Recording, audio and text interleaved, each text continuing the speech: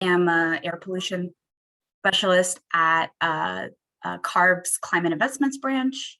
I've been in this role for about a year now, and prior to this, I was a technical assistance provider for the AHSC program. So I definitely know what it's like to be on the other side of, filling out these the application, but also the calculator.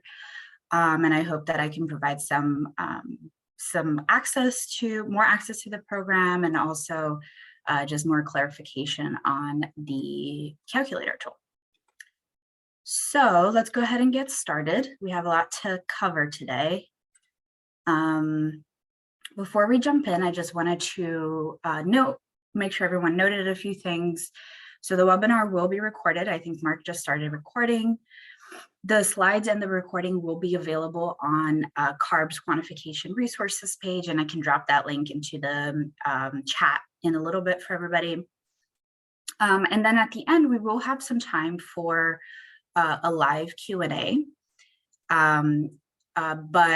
So, we're going to be answering your questions at the end of the webinar, but feel free to use the Q&A box on the bottom of your Zoom. It should look like this little icon here to start asking your questions. And towards the end, Lucy is going to help me to identify some of the questions that we'll be answering. All right, so before we jump into the actual content, let me review what we're going to talk about. Or actually, let's go ahead and do a poll that we prepared real quick for everybody, just so we can kind of get a sense of who's in the room. So Mark, if you don't mind, go ahead and launch the poll, please. I'll give it a few minutes.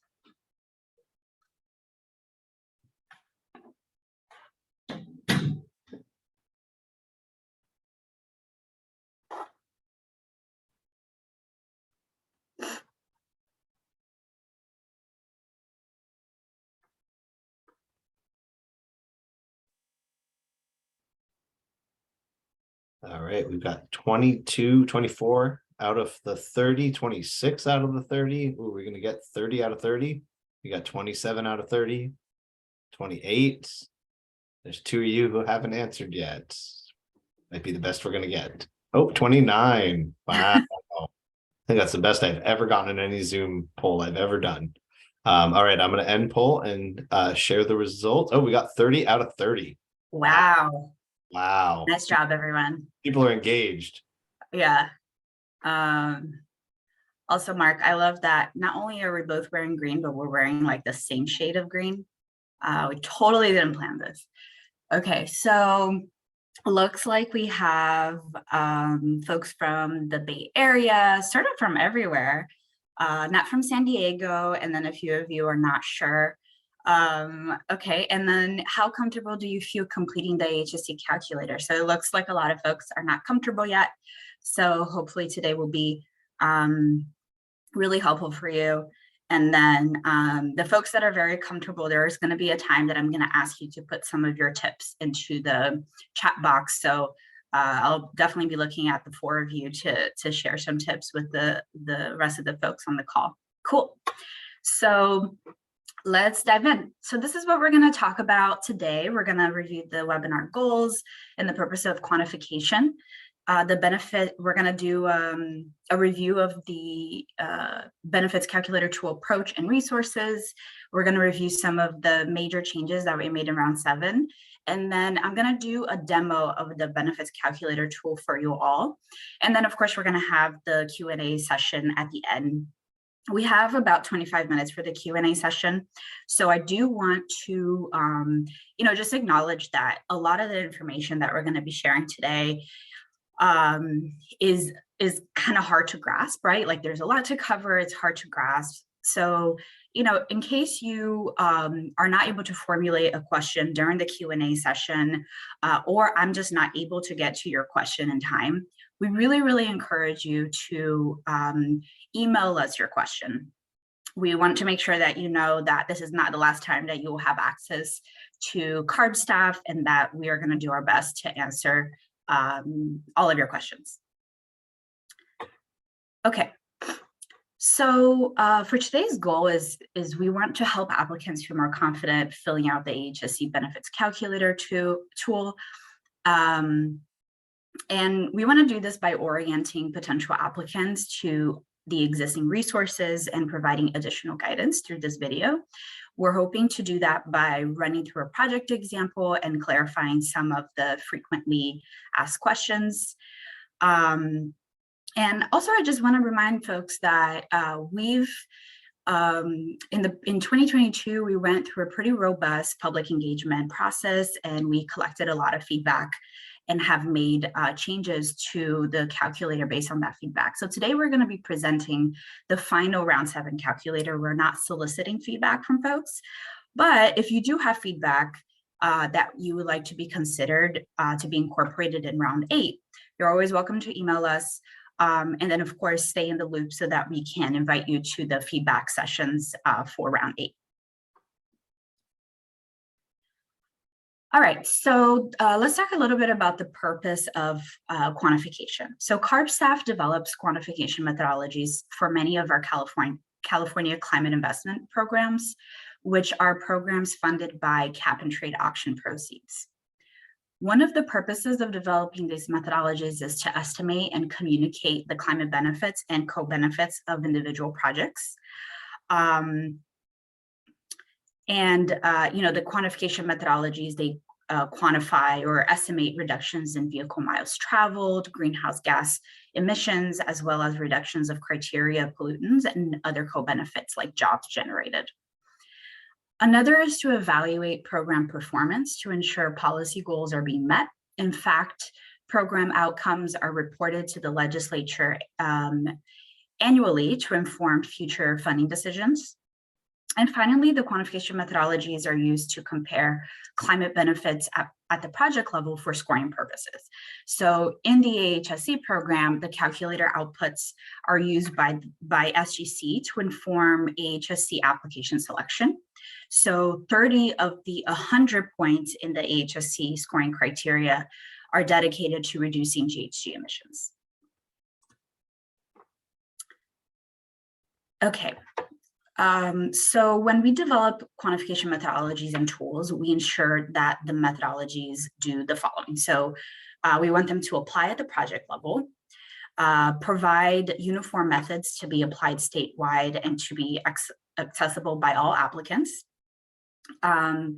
use existing and proven tools and methods when available and appropriate, use project level data where available and appropriate. So this is why the calculator often has so lots of the cells are actually user inputs. And then we want to make sure that the result in GHG emission reductions estimates that are conservative and supported by empirical literature. So, we use the latest available data and methods to develop our methodology. We then translate the calculations from the quantification methodologies that we develop into an Excel-based tool. And once we have compiled the methodology and this tool, we make all of these materials available for public comment. We go through a public comment process so we can, gather feedback from stakeholders to ensure that the methodologies make sense and that they're being applied accurately to the program. And finally, we, once we make any necessary changes to those draft materials, we make all of our quantification guidance and tools available online on CARB's quantification resources page. And in that page, for the AHSC program, you will find, the quantification methodology in PDF form, and then you also find the benefits calculator tool and the user guide. So this is a super important page where you really kind of find all of the necessary materials for GHG quantification for the AHSC program. So this is what the page looks like. If anybody would like to drop in that link for the resources page, that would be super helpful. So yeah, this is what it looks like. And then if you Control F or scroll down to where the AHSC materials are listed, you will click on the quantification methodology. And And the quantification methodology is where you'll find the calculations for estimating benefits of different program components. The calculations and the data sources are very clearly documented in the quantification methodology document. But if you have additional questions about how the calculations are operationalized in the calculator, then we're able to provide more clarification on that if you email us. On the, you will also find a link to the benefits calculator tool on the resources page. This is what the calculator tool looks like. And by the way, just a quick plug that we did actually update the calculator tool a few days ago. We found a small error, so we fixed that. And so there's a new version of the calculator on there. It doesn't really affect the calculation itself. It was more of a formatting error. But that's a good tip to know, to ensure that you're always kind of checking back on this page to make sure that whatever you submit when you're submitting your application is the latest version of the calculator, because we often find small errors and we do our best to fix those as quickly as possible. So please make sure that you're checking back in there. So once you open the calculator, you will see a link to the user guide. This is the only place that the user guide lives. So it's not on that resources page, it's within the calculator. So once you click that, the user guide is going to look like this. And of course, the user guide provides additional information to help you fill out the calculator tool. A lot of the information that's on there is based on frequently asked questions. So it should provide some guidance for you for various scenarios that you might encounter when you're filling out the tool. All right, so let me quickly talk about some of the changes that we made. So in round 7. So CARB staff periodically reviews each quantification methodology and benefits calculator to evaluate their effectiveness and updates methodologies as needed to make sure that it's more robust, user-friendly, and appropriate to the projects being quantified. So earlier this year, as I mentioned, we gathered extensive feedback or stakeholder input that helped inform the changes that we made in the round 7 quantification methodology and calculator. So some of the major changes we made were some data updates that included revised GHG emission factors and parking rates for different dwelling types. We also updated the location accessibility equation to better reflect access to jobs around the state. So we received a lot of feedback that the tool that we were using to measure job accessibility, and this will make more sense to folks once I actually get into the calculator. We received feedback that this tool was not very user-friendly and that the data that it was using didn't really capture the reality of job density in the state. So we're now asking applicants to use a different tool called Policy Map. This is sort of what it looks like here, which is an easier tool to use and uses data that can better reflect the more dispersed employment locations in the state.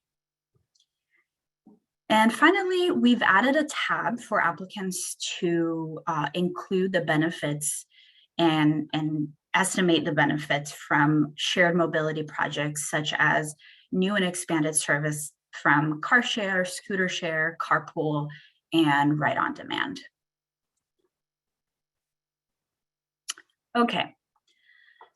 So before I start on the demo, there are just a few tips that I wanted to share with folks. And I also wanted to encourage people to type in any tips that they have and they want to share with the other folks on the call. I think that people can use the chat feature. Is that right, Mark? And if not, then just feel free to type it into the Q&A box. But some of the tips that I wanted to share is that it's really helpful to just have the quantification methodology, the QM, and the user guide handy at all times, because it's likely that the question that you have, or if you need to define something, that is going to be in the user guide or the quantification methodology.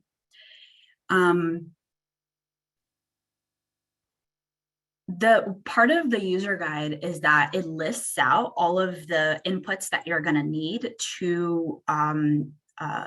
to be able to fill out the calculator. So it's really important that you before you start on the calculator, that you kind of review all the inputs that you're going to need to quantify a component, to make sure that you have them or make a plan for how you're going to get them. Documentation is required for all user inputs.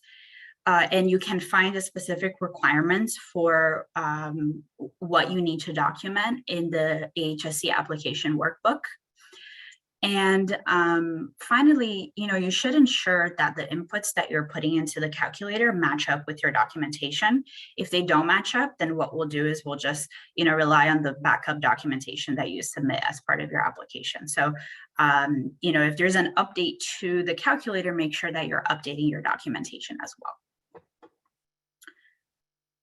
Okay, so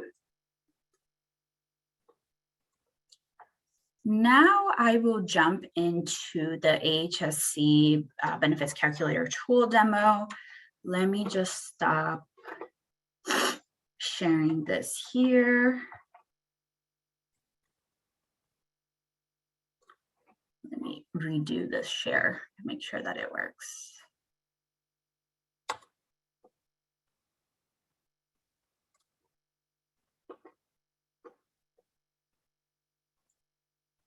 All right, can folks, Mark or Lucy, can you let me know if you can see my screen? Yeah, I can see. Okay. You might want to zoom in a tiny bit just so the text is a little bigger. Is this better? Yeah, it looks great. Okay, awesome. So, like I mentioned, if you go in that, quantification resources page, you will click on the calculator tool, and it's in Excel, and it'll give you this tool. So let me do a quick review of, the tabs that exist in this tool before we really jump in. So there's a README tab here. You should really start here. There's a project info tab where you're just entering some basic information about your project. And then each tab here corresponds to different components that you can quantify in the AHSC program. So it's important to note that while we have all of these tabs, it is not a requirement that you quantify every single possibility here. So the only thing that you do have to quantify in the program is the affordable housing project. This tab here will always have to be filled out, but everything else, if you decide you don't want to quantify it because you either don't have a project, or maybe the GHG emissions that you're getting from that project are not significant enough for you to, compile all the inputs and put together the documentation, then you don't have to quantify it. So we have active transportation inputs, transit, shared mobility projects, and then solar PV. Those are all the things that you can quantify in the program. And then here we have the GHG summary. This is a really important tab because this is going to tell you what the GHG emission reductions are for all of your projects together. And this is sort of what SGC staff is going to be basing your score on for those 30 out of the 100 points in the AHSC scoring criteria. And then there's also this co-benefits tab that gives you a summary of all the other criteria pollutants that we measure. This is not important for scoring purposes, but it is something that we report on. And then, of course, there's this default lookup table, which is something I added to the calculator this round. And we'll talk a little bit more about what these factors are, but I just put them in the calculator for ease, but they actually exist in the quantification methodology as well as the user guide. Okay, so let's go ahead and get started. Just as a FYI, I filled out some of the, or actually all of the inputs in the calculator loosely based on an example that we've included in the user guide. So what I'll do, so I wouldn't have to spend time doing that during this call since we have so much to cover. But what I'll do is I'll kind of run through some of the inputs and highlight the ones that often give people pause or that people usually have questions about. So this is the first, the README page where you should begin. It has some helpful links. It also has, some of the contact information if you have specific questions. And then most importantly, is this link here for the where you will find the user guide. Remember, I said that that link only lives in the calculator. It doesn't live in the resources page. So once I click that link, it takes me to the user guide. So let me just put them side by side here so that we can reference the user guide as often as possible. All right, so let's go ahead and get started. The first thing that we're going to be filling out are just some of the basic project information. So here we want to, put in the project name, the county, the project area type, and some of the contact information from the applicant or from whoever is filling out the calculator tool. Some things to highlight on this tab are the county and the project area type. These two cells here are really important that you fill them out. And they're important because some of the calculations throughout the different tabs in the tool are dependent on like county specific data or project area type specific data. So if you don't select this, you will notice that the outputs in some of the tabs are not going to populate. Another input that gives people pause is these here. So we want you to tell us how, the AHSC GGRF funds that you're requesting. So, the total amount that you're requesting from AHSC. And we also want you to tell us if you are using any funds from other GGRF programs for the specific project that you are quantifying in the calculator. So,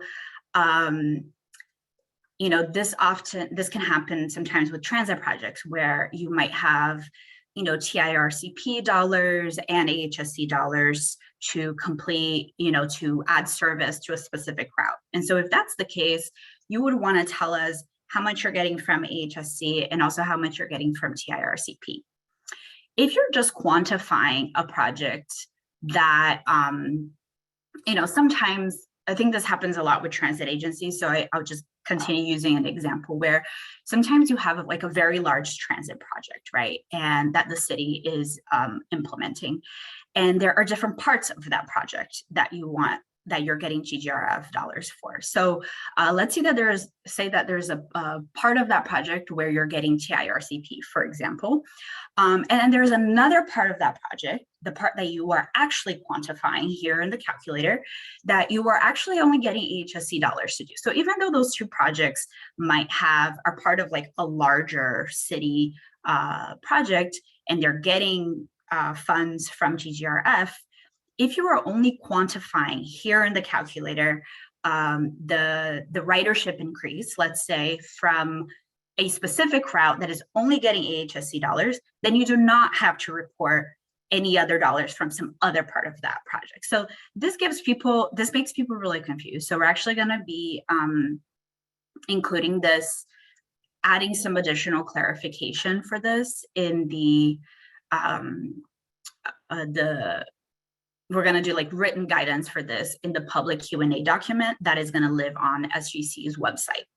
So, we'll share links for that at the end of the webinar, but just note that, this gives people pause. So if I get questions on this in my email box, totally understandable and I welcome them. Okay, So let's move on to the second tab. So affordable housing inputs. So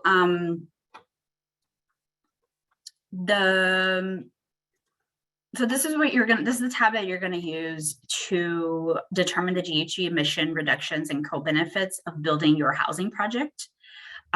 So it's gonna ask for some basic information like, you know, the first year that your project is gonna be operational, the type of project it is. We only have the options of just like regular apartments or senior housing. And then the maximum stories, you know, how many dwelling units, the number of restricted dwelling units. A note here is that the definition of restricted is in the AHSC guidelines. We're just following what the guidelines say. And then we'll also want to know some of the sort of like some additional inputs that are going to help us understand what the impact to VMT reduction your project will have. So you will tell us net density, whether the project is mixed use development, and a few other things like the employment density of block group. So this is what I was mentioning earlier. This is the new input that we've incorporated into the calculator this year, and which is requiring applicants to use policy map. So what I would do if I'm filling this out is I will go here to step 3, which is, you know, estimating benefits from affordable housing developments. And the user guide is going to give you the instructions on how to do this. So the first thing I'll do is I'm going to click on this link, which takes me here. And so this policy map, there are certain data points that require you to have a subscription and to log in. What we're looking for is not something that you have to log in for. So once you click on that link, it's going to bring you to this page and it's going to ask you to log in, and you can simply click off. All of this is spelled out in the user guide, by the way. So the first thing that I'll do is I am going to look for the data that we need, and that is employment density. And the latest date for which they have this data is 2021. So I'm going to click on that, and it's going to populate employment density all over the country. And then, but really what I need is the employment density for the block group that my project is in. So I'm going to go here in the location, and I'm going to put in, you know, an address.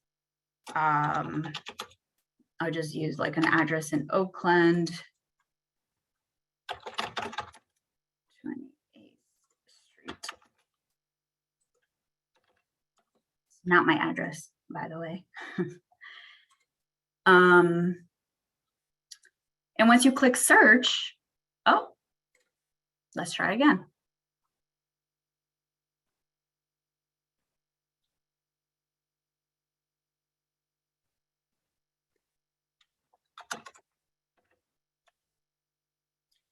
Employment density. And then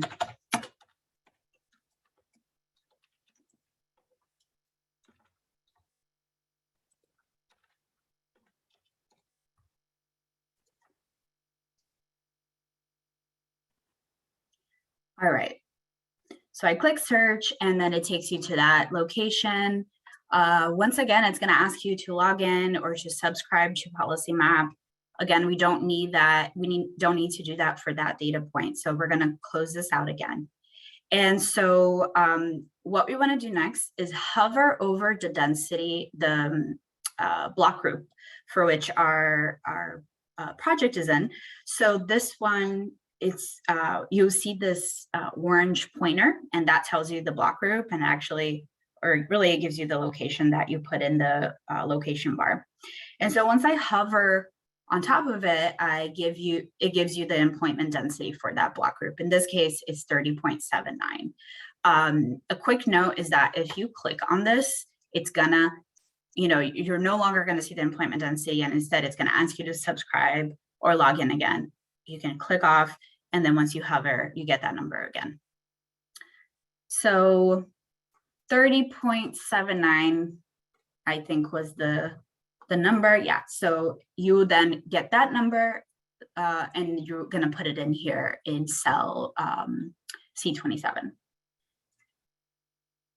Okay, so the next input here that I'll highlight is just the traffic calming measure. Traffic calming measure, they are listed here in the user guide. These are the same ones that are listed in the AHSC guidelines. So what you will do is, make sure the whole thing here is that at least one AHSC funded traffic calming measure has to be within half mile of the affordable housing project. So these are traffic calming measures that you are using AHSC funds to build, right? So if you're doing that and you're using AHSC funds to build one of the things here that are listed in the user guide, then you will say yes here. Okay. And then you will fill out, information about parking and about transit passes that you're providing. Keep in mind that for AHSC, there is a minimum of 3 years for which you have to provide transit passes to every unit. I don't think that has changed, but Mark, correct me if I'm wrong. Yeah, so you fill all of this in, and then you get your outputs here on the side. Another thing to note is that you'll notice that once you click on the cells, the green cells, or the input cells, you're going to get some helper text that will give you a little bit more explanation about what each of these inputs is and what we're asking for. And then often for some of the more confusing things, there's additional clarification here in the user guide. All right, so let's move on to active transportation. So, if I went here to step 4, then I get some instructions for filling out active transportation. In this example, we're quantifying a class 4 separated bikeway as well as a walkway. So I'm going to fill in some information on these two projects, like the year that they're going to become operational, how long these projects are. One thing to highlight on this tab is the average daily traffic. So, these are counts that are completed by traffic engineers in cities. They're done, as I understand it, every couple of years or every few years. And so they should be readily available from the cities that you're working with. But sometimes, if a street is too small, or maybe there just hasn't been a count for the specific street that you're putting your project on, you could then use the count, the average daily traffic count for another street that is, nearby, that has similar traffic volume or other characteristics, and use that average daily traffic for your project. Just, switch. Use that instead of the ADT for your specific street. That's totally fine. The other thing to highlight here are the key destinations. So we're going to be asking you to count or to determine if this new project that you're building is increasing access to different destinations. It's important to note that the list of key destinations is in the user guide. Here it is. They are the same list of key destinations that are used in the AHSC guidelines. So please make sure that you follow these, or else you will not get points for it. And so what I'm going to look for is, how many of these destinations are within a quarter mile and then a half mile of the new project that I'm building or that I'm improving. One thing a quick tip here is that the quantification methodology will measure the distance to up to 7 key destinations. So if you have, 15 different key destinations that are within a half mile of the new bike lane that you're building, it is unnecessary to put in all of those 15. You can choose 7, and that will give you the same number of, say, credits as the full 15. So in this example, if I put 8 here, it actually wouldn't make a difference. I'm just keeping it to 7. And that's helpful because you will have, like I mentioned, you will have to document these inputs. And you also have to map them. And so, it's much better to map 7 key destinations versus having to map all 15 of those. So this could really save you some time. All right. Next are transit inputs. So step 5, you will get some instructions in the user guide on, the inputs that are going to be required for you to fill this tab out.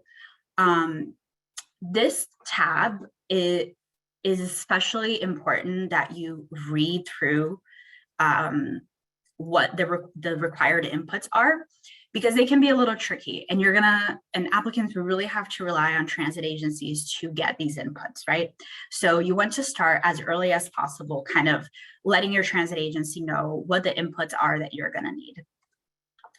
So in this example, I'm quantifying a capital improvement. I enter some information here, like the name or the location of the improvement, and then the first year that it's going to be operational. I have last year here because this is a sort of an older example, but obviously you're going to have a year in the future. And then I will also enter the final year operational. So in this case, I put 2032. So to get a sense of what the final year will be, you will identify a time period for that,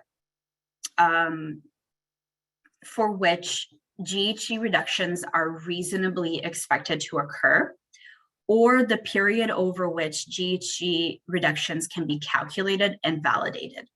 So one way to reasonably calculate this period is by estimating the amount of time that the project has committed operational funds. That way you can tell us, we have funds for this number of years to operate this project that AHSC is helping pay for. And so we know we can reasonably calculate the GHG emissions for that. Another way is to look at the useful life of the improvement. So I think it's up to 50 years.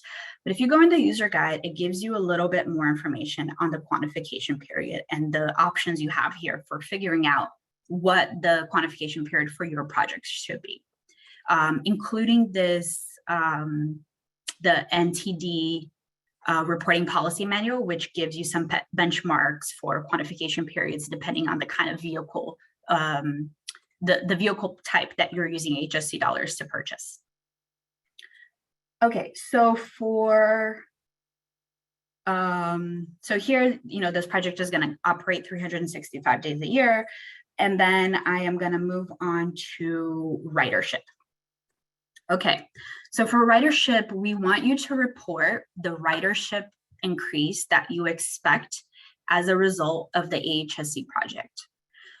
So for example, if you're expecting 100,000 trips for a specific route in the first year of operation, and after you implement the AHSC project, you're expecting that the total ridership is going to be 130,000, then the ridership increase that is associated with the AHSC project is going to be 30,000. So that is the number that you're going to enter here.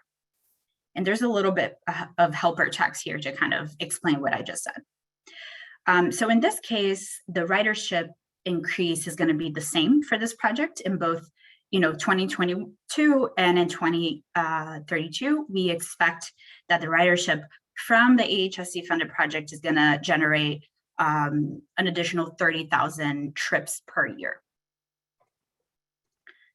All right.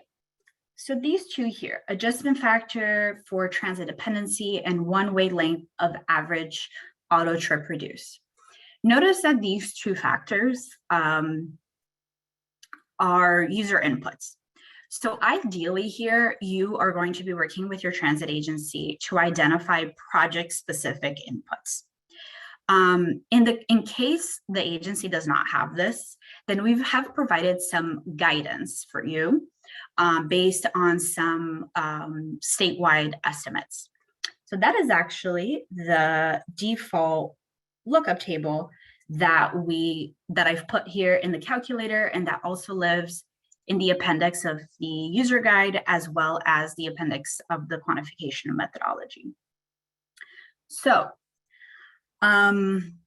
you will notice here that capital improvement is not listed as a mode type. But let's say,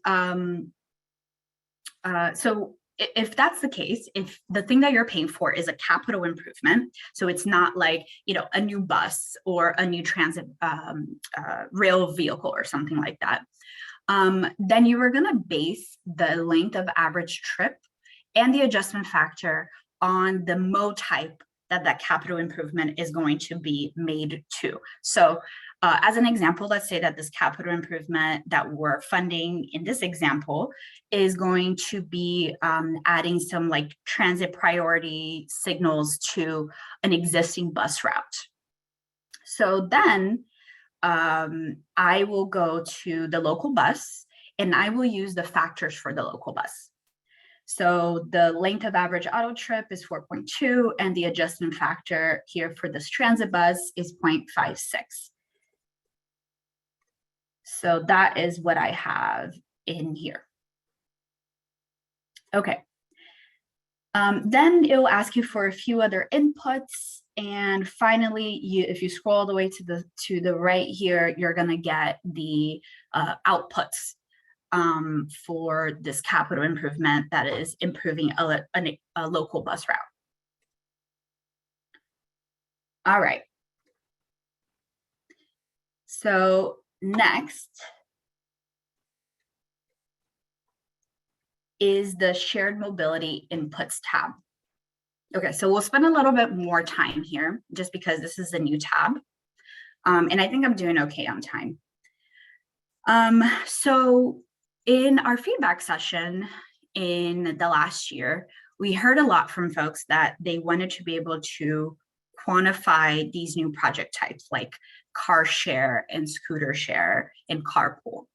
So we knew that we would be able to do this and include it in the AHSC program because there's another CCI program called the Clean Mobility Options Program that already quantifies this. So we knew that we had the quantification to be able to, or the quantification methodology to be able to estimate the benefits from these types of investments. So what we will be asking folks this round who want to quantify this is to actually use the quantification methodology and the tool from this other program to obtain the outputs that will then go into the AHSC calculator. So if I go here, step 6 in the user guide, it says estimate benefits from shared mobility projects. So the first thing to do is to go into that resources page. And that's actually where you're going to find, you know, the quantification method, just like in AHSC, you'll find the quantification methodology, and the tool, the calculator tool, to be able to quantify or estimate the benefits from these types of projects. Before I get into that calculator, just a quick note that the Clean Mobility Options Program can quantify a lot of different projects, right? But there is only some specific projects within that program that are actually eligible for AHSC funding. So we have provided here in Table 7 a list of the things that are actually eligible, and they have definitions. So there's car share, scooter share, carpool, and innovative transit. And then there's also different project types that are eligible. So new or expanded service is eligible, as well as improvements from increased ridership. So as long as the projects that you're funding, the shared mobility projects that you're funding are like increasing ridership, those things are eligible for AHSC. So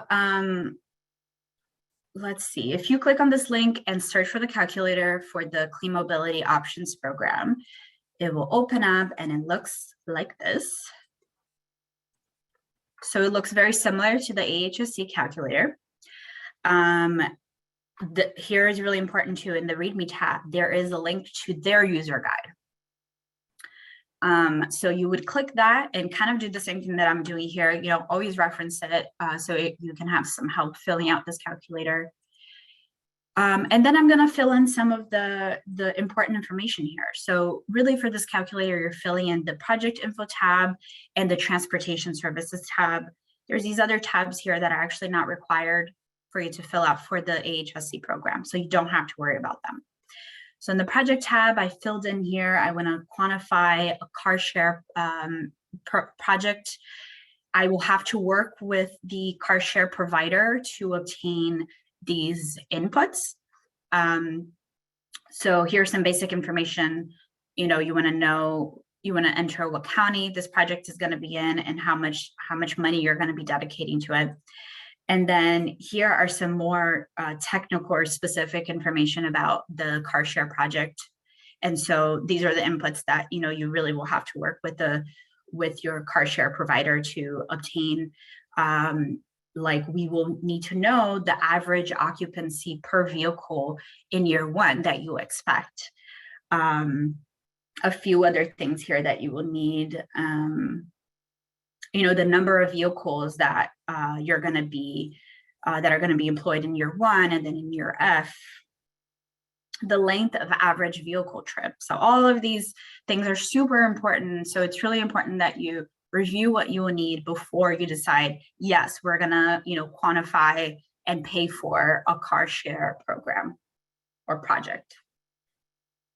Okay, so once you fill everything in this calculator, you're going to go to the output summary tab, and it's going to give you the outputs or like the results, right? The estimates for the benefits of this car share project. So here they are.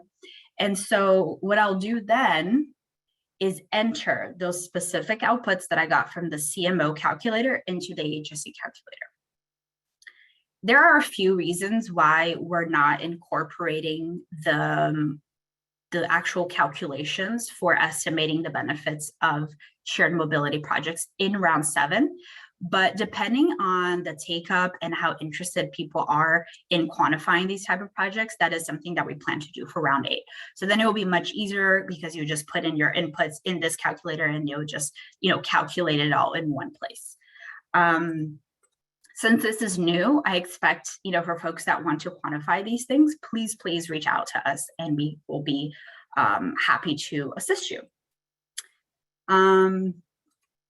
All right, and then next, and finally, the last thing that you can quantify in the AHSC program are benefits from solar PV.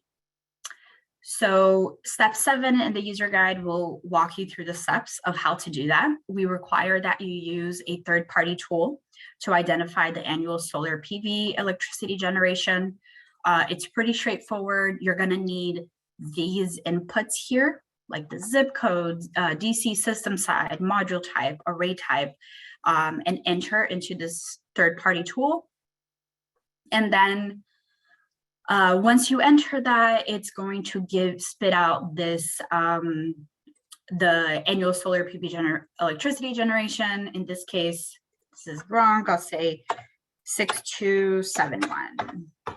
And then you will tell us the primary use of electricity generated, which is residential in this case.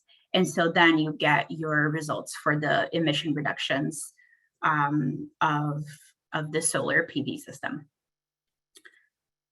Please note that what you are quantifying, if you wish to quantify solar PV and pay for it with the AHSC program, really what you're quantifying is anything that you want to do above any requirements from the California Energy Code. So if you're already required to install a certain amount of solar PV on your roof, you really just have to, you could really only quantify for AHSC whatever you do that's extra. Okay. So finally, you would go here to the GHG summary tab, and this will give you all of your results. It's adding up all of the GHG emission reductions from all of your projects combined. And this is what's really important. Like I mentioned, for scoring purposes, this is what we'll base your GHG score on, right? So the 30 out of those 100 points is going to be based on this. And again, the co-benefit summary, it's not something that you need to worry about for scoring purposes, but it's always interesting to know, the passenger VMT reductions that you're getting from your project. And then of course, these are outputs that we report on every year. So they are pretty important. Okay. So let me go back. Let me stop sharing for a second, just so I can get myself organized here. So let me go through some next steps. And then we can open it up for questions. Okay, so next steps. The link to webinar slides and recording will be available on CARB's quantification resources page. I haven't been checking the chat or Q&A, so I don't know if anybody's dropped that, but I can do that. I can drop that link in there if no one else has. And then also AHSC, we will be doing some office hours in February and March. So these are the times for the office hours, and how it's going to work is I'll be available for 1 hour and folks can just drop in and ask their questions. Know that this is going to be sort of like an open, like public type of forum. So,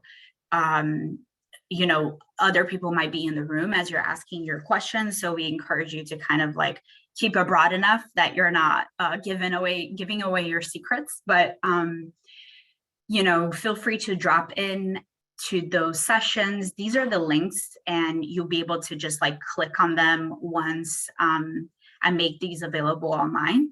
But we'll also follow up with an email that will give you all of the links that you need, including the links for the office hours. So, okay, now for the Q&A session, and I think that we have, some pretty good time, I think, for Q&A.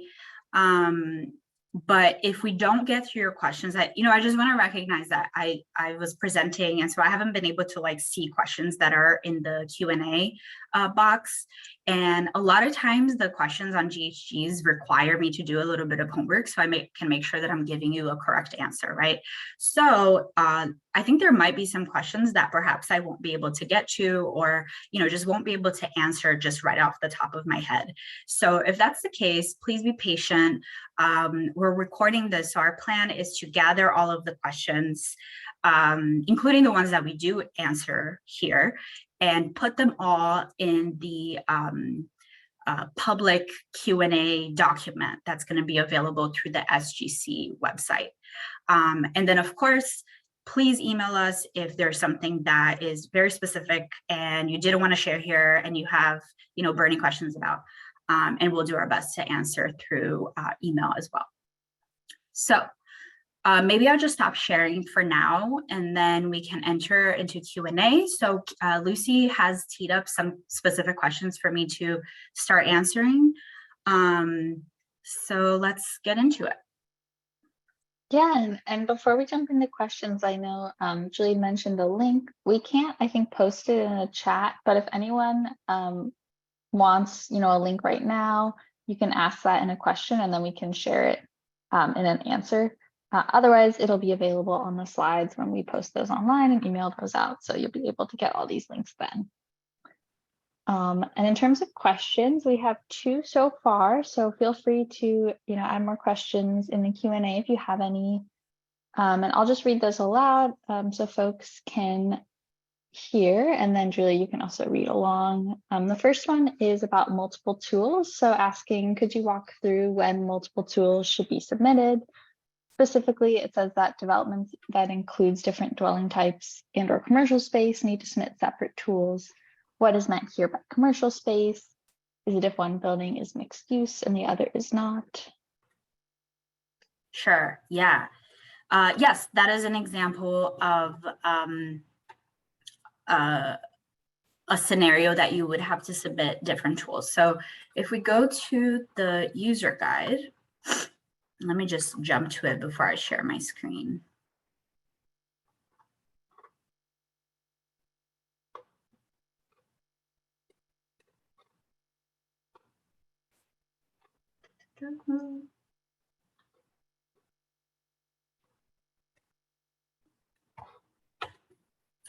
Yeah, so page 11 of the user guide gives a little bit more instruction on this. So the following types of housing developments should complete and submit separate AHSC benefits calculator tools for each development type. So these are the examples that I came up with that I have seen in the past. And it's very unusual for this to happen, but anyway, so a multi-building or scattered site development that includes different dwelling types, like apartments or senior housing and or commercial space. So let's say that you have, you know, a scattered site project, and one of the buildings is going to be, you know, an apartment, and then the other building is going to be senior housing. Then you would submit two different calculators. And by the way, you would only have to, for the second calculator, you would really only have to fill out the affordable housing tab. You don't have to like repeat the entire thing, right? Or commercial space. So let's say you have one building that's all residential, and then you have another building that is residential and it has commercial space at the bottom floor. Even if it's like some nonprofit run space or daycare or anything like that, those, for the purposes of AHSC quantification, are considered two different types of buildings. So you would complete a calculator for the residential and then another affordable housing tab for the building that is in the calculator. You would say it's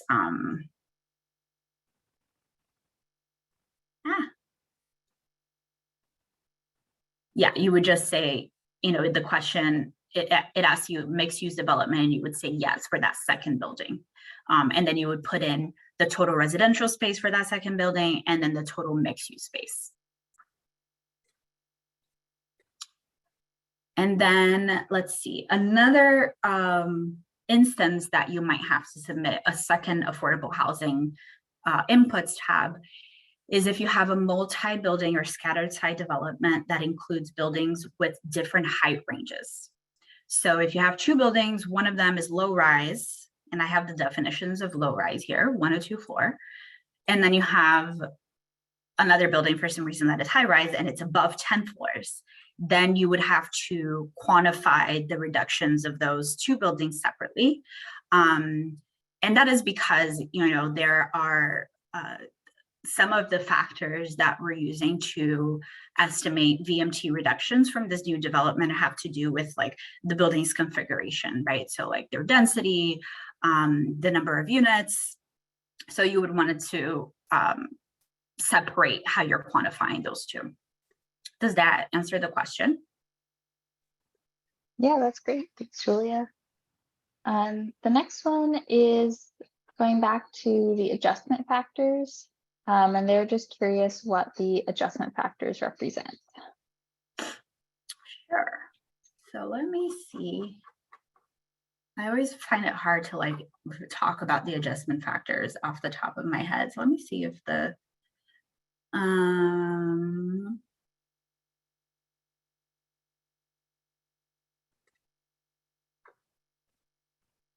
okay, there's no definition there, but so the adjustment factor will tell you, it's called the adjustment factor for transit dependency. So it tells you how likely it is that if you increase transit service, that someone will mode shift. So somebody who's currently driving will then decide not to drive and will ride transit instead. So, you know, for buses, it's like 50%. For, I think it's for, I forgot I think for train, it's higher. So really it's just like the likelihood that somebody is more likely to use or will opt to use transit versus a car if you made that service, if you improve that service in some way. Great. And next question, on the transit inputs tab, does the local jurisdiction or transit agency typically provide the estimated annual ridership increases that are needed to complete those cells? And if not, where does that information come from? Yes, so for my experience, that is the only place that you're gonna get the ridership increase. It's gonna come directly from the transit agency. And that is because, you know, they're the ones, they know their transit routes, they know their service. And so they're the ones that are estimating and calculating how their transit operations or the impact of their transit operations on ridership. And so you definitely want to work with the transit agency to obtain these inputs. And this round, we've actually worked with Caltrans to develop a tool that allows transit agencies to estimate ridership increase depending on different service improvements. The tool is really helpful for bus agencies, local bus agencies. So I can also drop a link to that in here. But really, we're going to need the transit agency to provide some additional information about like the kinds of service that they're improving for you to even be able to use the Caltrans tool. So really, the applicants should be working with the transit agency to fill these two inputs out. Great. And also just wanted to mention some of these questions we've been answering by typing in responses. So you can go click on the answered questions in Zoom if you want to check those out. Moving on to the next one. For scattered site projects of the same type, for example, both buildings are apartments, do you have any guidance for how to fill out the tool? For example, do you get to pick the site that has the most key destinations near it? Scattered site projects.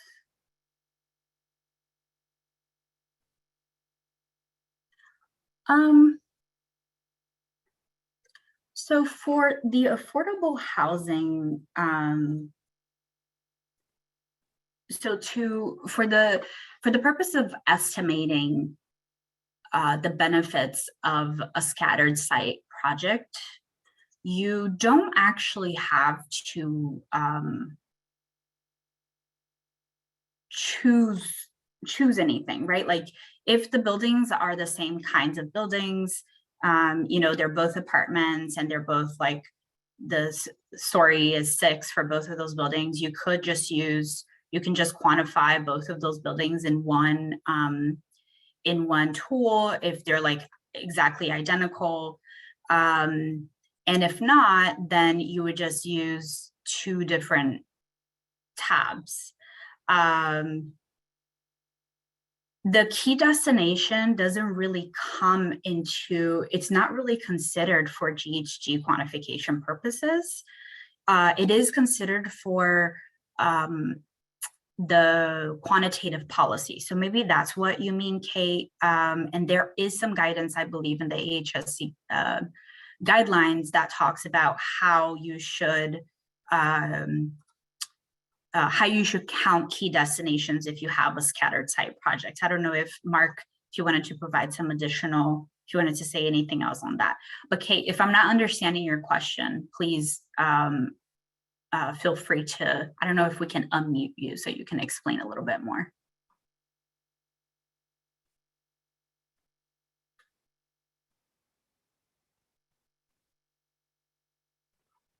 Oh, yay. Hi, can you hear me? Yes.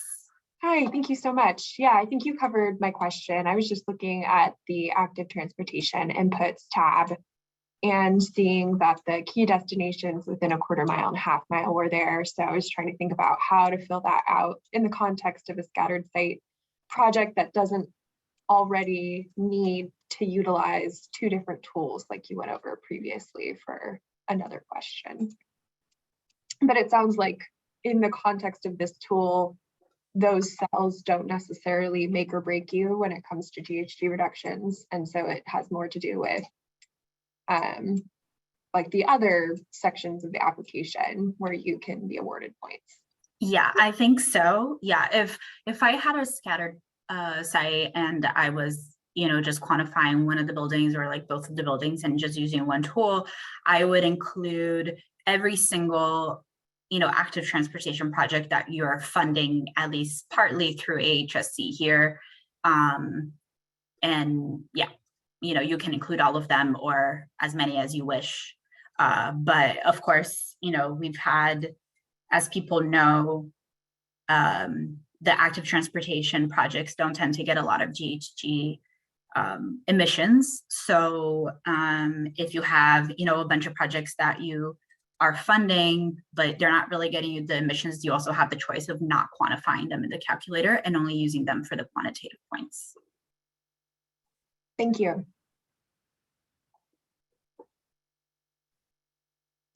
Great. Next question is on transit ridership, and the guidance makes a distinction between route and system-wide ridership.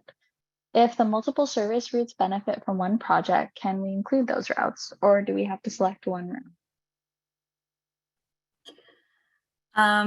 Maybe we can also ask Norman to explain a little bit more, because I'm confused on whether, like, what's the difference between multiple service routes and a system-wide, like looking at ridership for multiple services versus system-wide.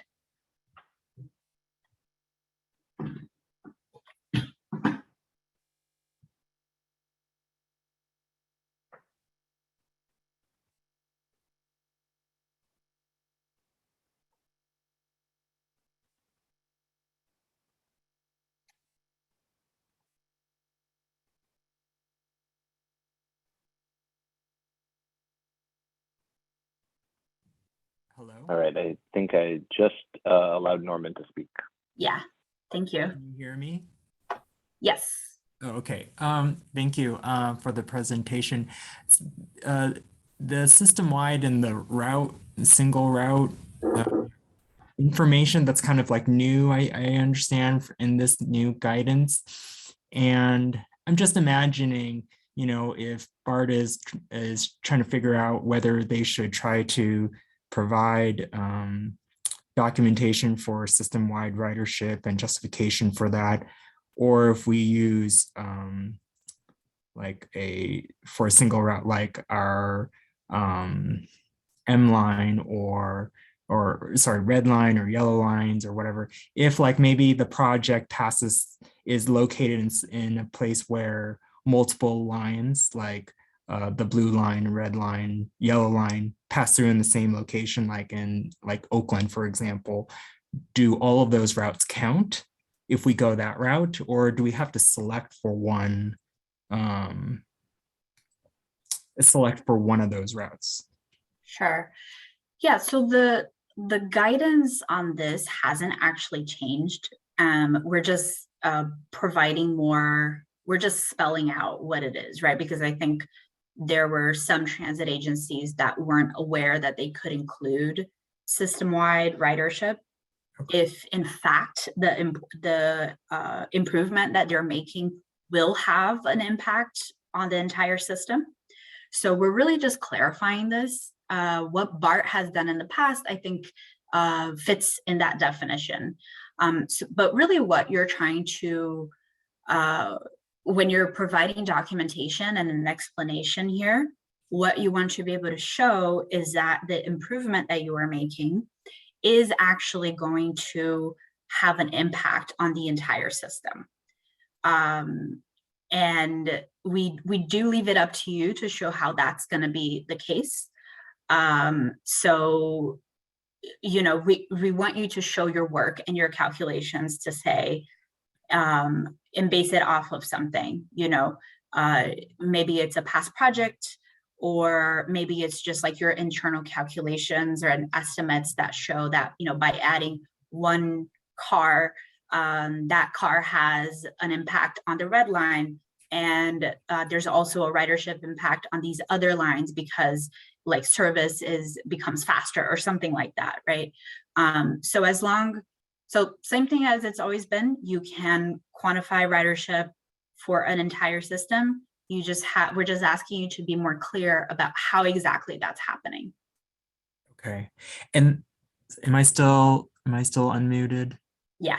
Oh, okay. And then I guess to your point about the if system-wide ridership is used to provide sufficient documentation to show that you are leaving that up to the agency to demonstrate that, or is there some specific things you're looking for from us in this new round?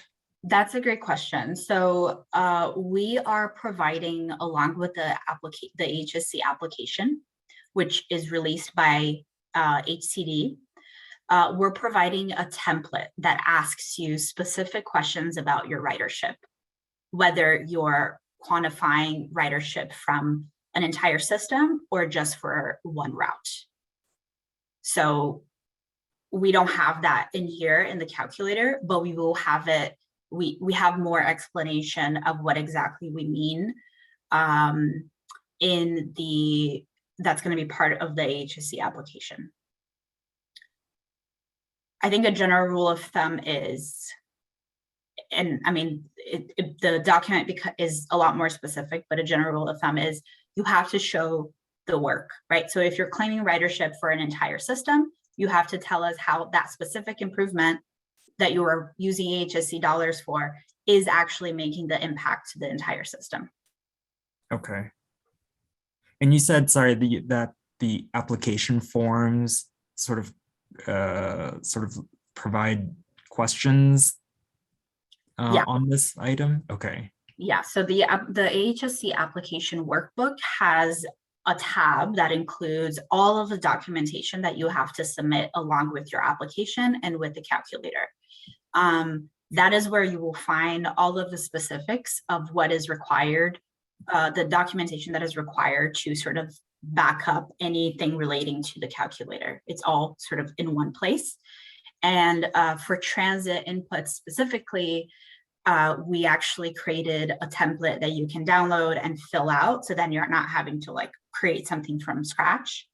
And it provides some guidance on the types of things that we want to see from you in terms of documentation, and then it has some specific questions that we're asking transit agencies to fill out so that we could better understand what you mean by the numbers that you're putting in your letter.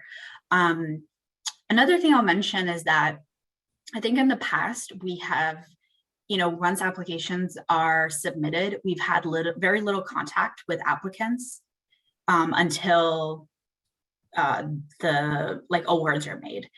And while we will continue to reject any new information that's submitted after the application deadline, I do plan to seek clarification from applicants after an application is submitted, if there's something in what you've already submitted that is just like a little unclear to me.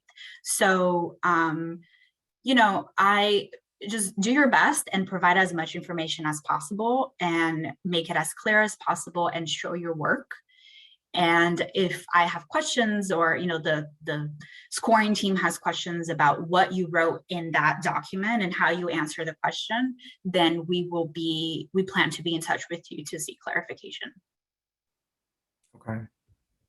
Sorry, maybe a stupid question, but is the application form posted on the Round 7 website? That is not a stupid question. So the application form, by the way, is going to be posted on the HCD website. HCD, SGC, and CARB kind of collaborate on this program. And so, each of us are sort of owners of different parts of the application. And HCD is the agency that puts together the AHSC application, like the workbook, right? And as far as I know, Mark, please step in here if you know more. They are planning to release the AHSC application workbook by the end of the month. Yep, that's correct, Julia. And the application can't be released until the NOFA is released. Since you can't have an application for funding that isn't actually available, which the NOFA makes it available. And so we're in the final stages of approving that right now between all three agencies, and the expectation is the end of the month.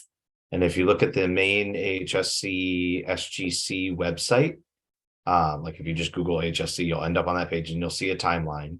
And I answered this in the questions, but you'll see that it says that the due date is March 21st. That was when we thought we were going to have this released on last week. So that date will change. It will likely be early April if we release it the last week of next week, basically. But there will be a 60-day application window from NOFA to due date. And our awards date does not intend to change. We're maintaining the August 2023 award date. Okay, thank you. Thanks, Norman.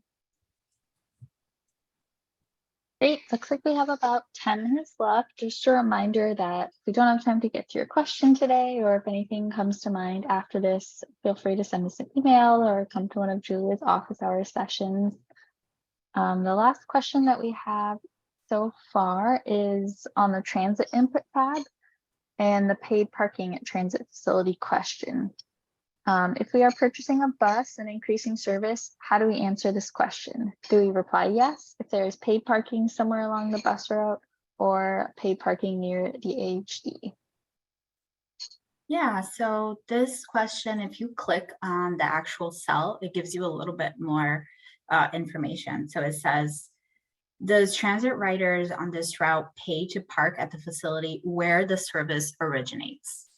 So that's the clue there, is wherever the service originates. If there's a parking lot there that's paid, you would answer yes here.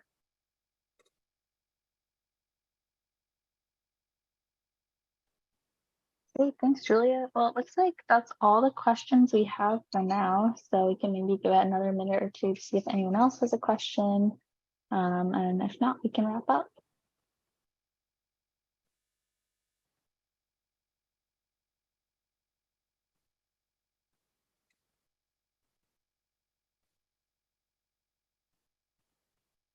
And a reminder that we will follow up with an email with the link to the office hours, and then a link to the CARB resources page where you will find all of these materials, like the QM, the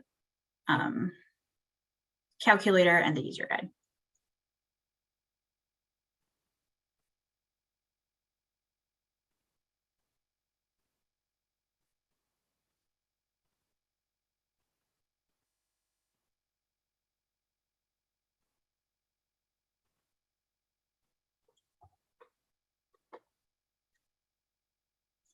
Maybe just a little bit more time for any other questions, but looks like folks are maybe going to be signing off soon.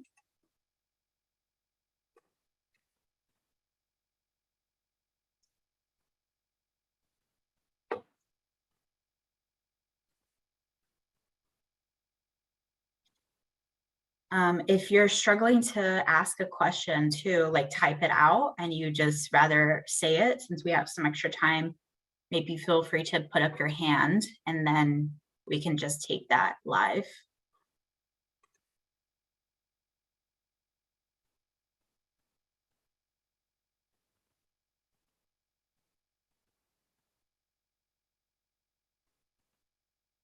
Nope, no hands are raised. Okay. Let me double check that. Yep, no hands are raised. Okay.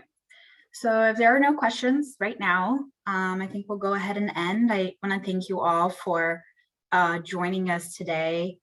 I know that the calculator is, sometimes can be challenging to understand it all. So I really do expect to hear more questions from folks, either through our email or through the question and answer form that SGC has released. And we really hope to just, make you all feel like you have access to CARB staff to ask your questions, and that you, in round 8, if you're filling it out again, you feel way more comfortable filling it out. So yeah, thank you all for joining, and see you next time. Thanks, Lucy and Mark.